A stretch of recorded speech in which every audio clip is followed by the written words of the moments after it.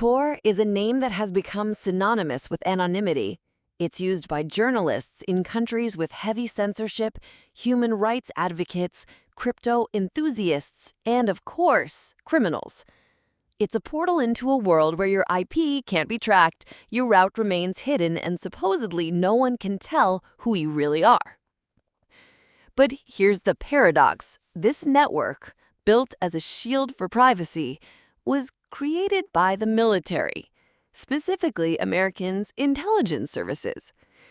Tor was developed in an environment where protocols aren't made for likes or profit, but for spies. And yes, the CIA is part of this story. So who does Tor really serve?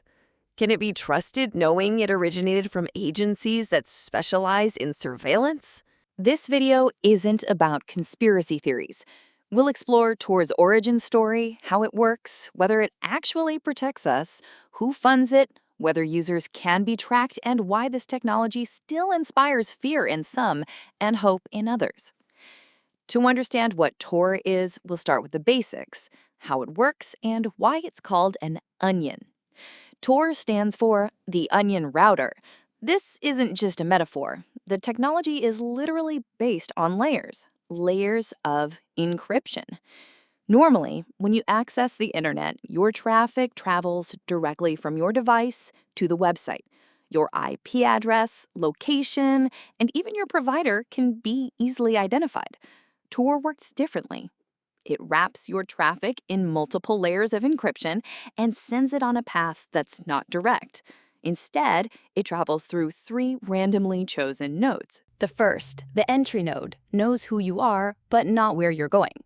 The second, the relay node, just passes the traffic, knowing neither source nor destination.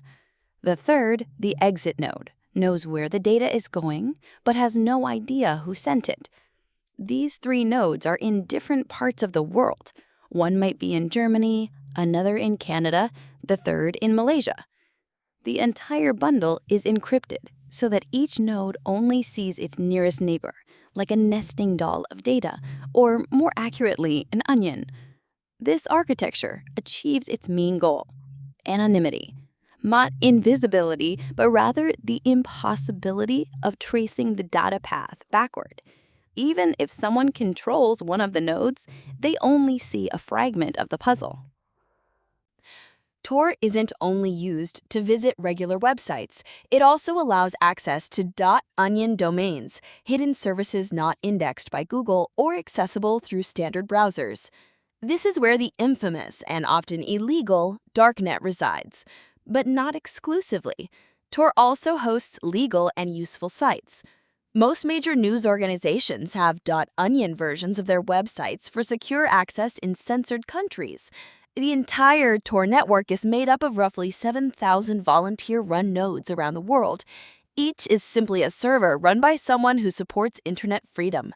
Tor is open source, meaning anyone can check what's inside, and it's always been free to use. In 2011, during the wave of protests in the Middle East, Tor became an invisible weapon for activists in Egypt, Tunisia, and Libya. Facebook and Twitter were blocked. Thousands continued coordinating via Tor, bypassing censorship, sharing photos and videos, and telling the world what was happening on the streets. Journalists and human rights advocates in Cairo published articles by accessing the internet through Tor. Their reports appeared in The Guardian, Al Jazeera, and The Mind. Without this technology, much of what we know about the Arab Spring might never have reached us. During the protests in Hong Kong against the extradition law, China ramped up internet censorship by blocking messengers and social media. Activists used Tor to coordinate and share information about police violence with international media. In 2021, the Pegasus scandal erupted. Journalists received anonymous leaks revealing how spyware was monitoring phones of politicians, journalists, and human rights defenders. The whistleblower, risking everything, used Tor to send encrypted files through OnionShare. Without Tor, these leaks might never have surfaced. By 2025, Tor is used by over 2 million people daily worldwide. That number is growing, especially in countries with rising censorship. In places like China and Iran, where ISPs block access to Tor, users rely on bridges, hidden relays that don't appear in the public Tor directory and allow people to connect without the provider knowing they're using Tor. But if everything is so transparent, why are there military programs and even the CIA in Tor's origin story? Let's dig into who created Tor and why.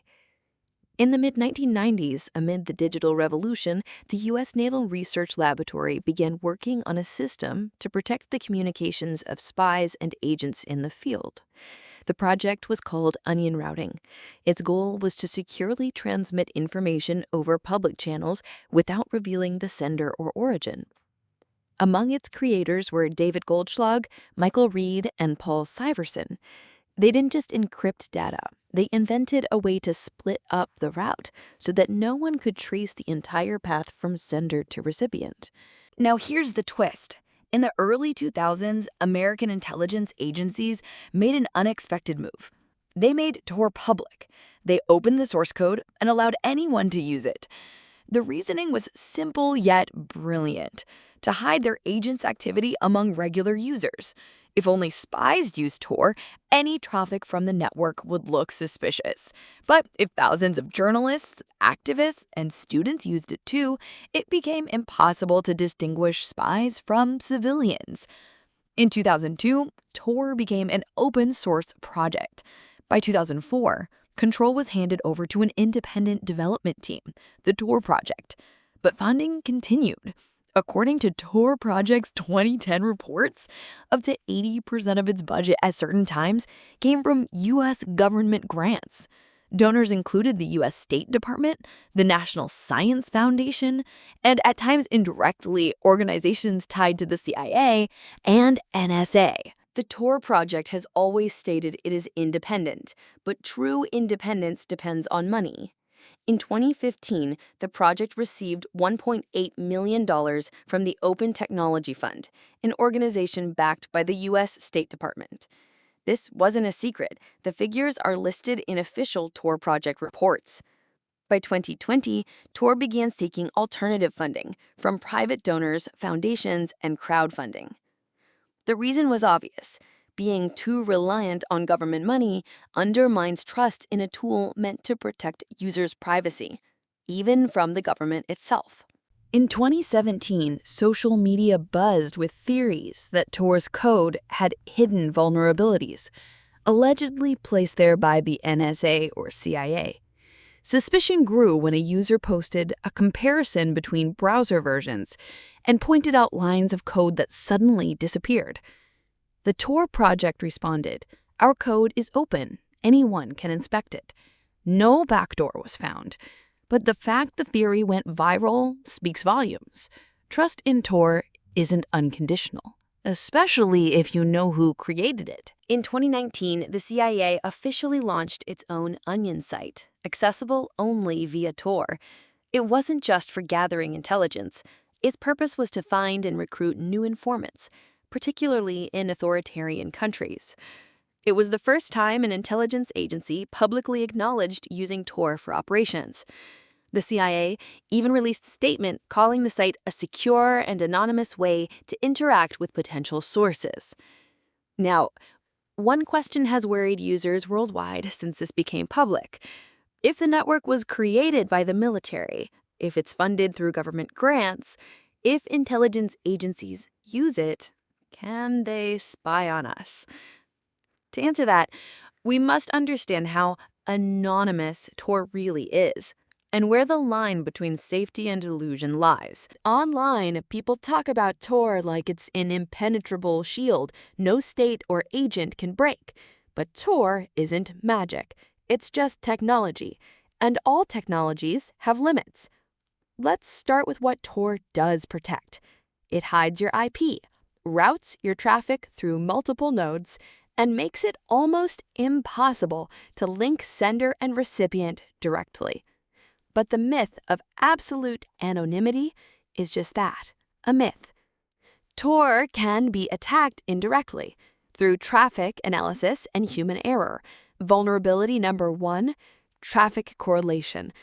If an attacker controls both entry and exit nodes, they might correlate the size and timing of packets to identify users It's difficult, but not impossible, especially for intelligence services. Vulnerability number 2, malicious nodes. Anyone can run a Tor node, and not everyone does so with good intentions. In 2020, the Tor community faced one of the biggest attacks in its history. Hackers launched thousands of fake nodes to intercept traffic, redirect users, and inject fake security certificates. These stole cryptocurrency worth hundreds of thousands of dollars. This was a Sybil attack, where a single entity poses as many independent actors. The Tor community quickly spotted the anomaly and shut down the malicious nodes. But the incident proved that without constant vigilance, even strong systems can be vulnerable. Vulnerability number 3, user error. Even with perfect network security, the human factor is the biggest hole. Checking personal email, logging into social media, downloading files, installing browser extensions. All of this can instantly break your anonymity. Vulnerability number 4, browser fingerprinting. Every browser is unique. Fonts, extensions, screen size, system language. Even without IP tracking, a site can collect enough data to identify you. If your Tor browser deviates from the default setup, you're vulnerable. In 2023, the FBI and international partners shut down Genesis Market, one of the largest darknet marketplaces. It sold stolen digital identities, sessions, logins, and browser fingerprints. The site ran on Tor, but the network itself wasn't breached. Most arrests happened because of user mistakes, logging in from real IPs, making non-anonymized payments, reusing passwords. There's another side to this. Tor constantly improves. Researchers publish findings, patch flaws, and the community monitors suspicious nodes. In 2015, Tor faced controversy linked to Carnegie Mellon University. Researchers funded by the FBI ran malicious nodes to de-anonymize users, especially those visiting darknet forums. According to leaks, the FBI paid the university over $1 million for the attack.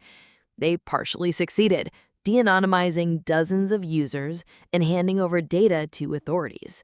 The attack was tied to a joint FBI and Europol operation that shut down 27 darknet sites, including Silk Road 2.0, and led to 17 arrests. Court documents revealed the FBI obtained about 78 IP addresses linked to Silk Road 2.0. The Tor project criticized the researchers for violating ethical standards and undermining trust in academic partnerships. Snowden, Assange, and independent journalists all use Tor, understanding that when used properly, it remains one of the best privacy tools. In 2013, Snowden's leaks revealed the NSA tried to attack Tor users. The operation, called Egotistical Giraffe, aimed to track traffic exiting Tor and inject malicious code, especially into outdated versions of Firefox, the base of Tor browser. But in a leaked documents, one line stood out. "We still can't break Tor, so we attack the environment." These stories matter. They show that even state agencies with billion-dollar budgets can't simply break Tor. Their attacks rely on social engineering and traps, not protocol breaches. None of these efforts show that Tor itself was hacked. But they remind us, careless user behavior can nullify any protection.